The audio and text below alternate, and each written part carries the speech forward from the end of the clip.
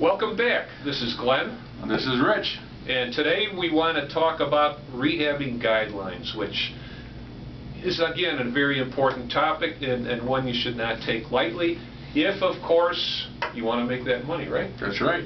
Making money is important. That's what this is all about. With Start Rehab, we're giving you an opportunity to do exactly that. Make money. But there are guidelines to be successful.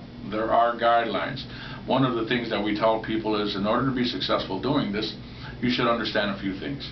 One of them is to make the property safe, clean, and presentable. Exactly. Safe and clean enough to live in with your own family, presentable enough to attract a buyer. That's right. And when you do that safe, clean, and presentable, it's important that you do it right. Gone are the days where you can just slap something together. Didn't matter if you cut any corners or not, because the market value is on the rise tremendously.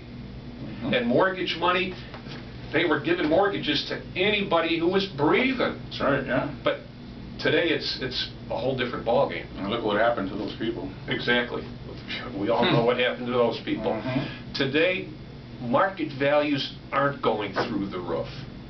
They're relatively stable in a lot of areas. Some, like in various parts of the city of Chicago, are slightly increasing. A lot of parts of the country, they're falling off the table. So it's important to do things right. Mortgage money is hard to find, let alone obtain. So if you know this and understand this, you have to do things right. Because right now, you have to do a good quality job, because the perception of the value in that property has to be there.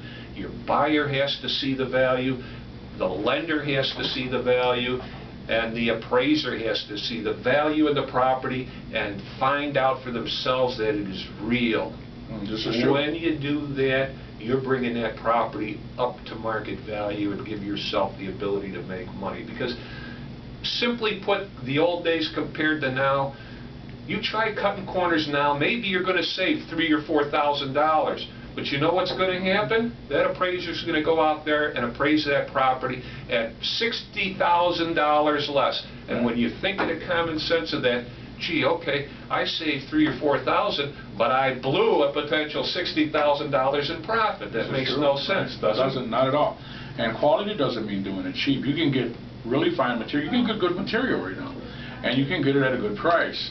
That's part of being successful, controlling your costs, knowing what your budget is, and working within a certain guideline. If you can do that while you're rehabbing, it's not expensive to do a building, Glenn. A lot of people think that to take a building and put something together, they think it costs an arm and a leg, and the reality of it is it's fairly cheap.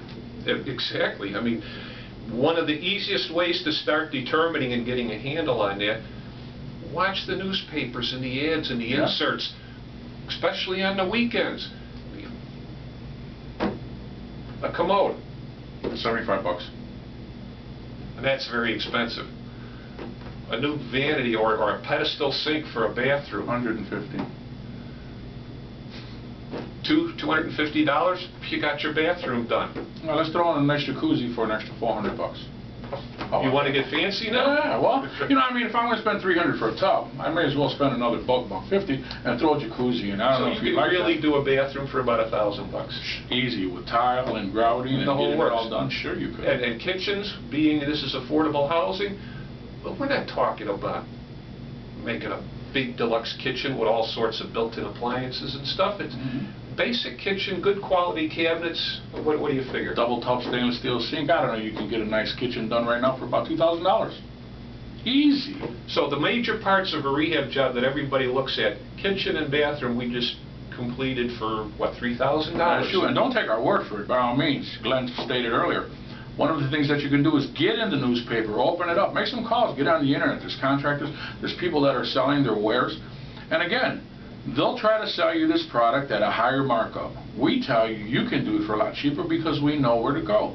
We know that you can do it. You can open up the paper, and with the economy being what it is, you can actually dictate a price.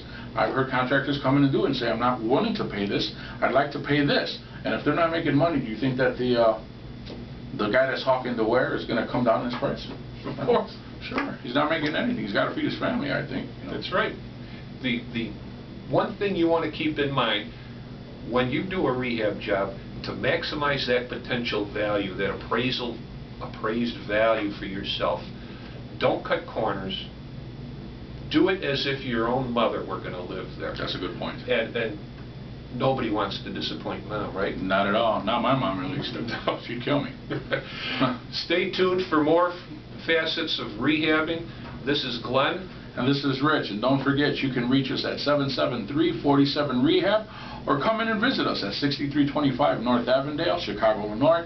We're in Suite C2. Looking forward to speaking with you soon. Goodbye. Bye-bye.